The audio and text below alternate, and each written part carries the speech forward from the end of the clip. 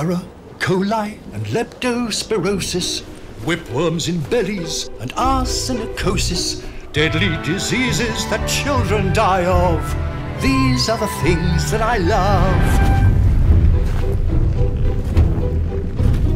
Young girls infected with deadly infections, boys with their flesh wounds and no disinfectant, dysentery, typhoid and all the above. These are the things that I love.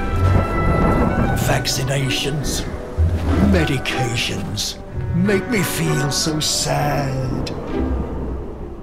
But as soon as I sing of the things that I love, I always feel so glad.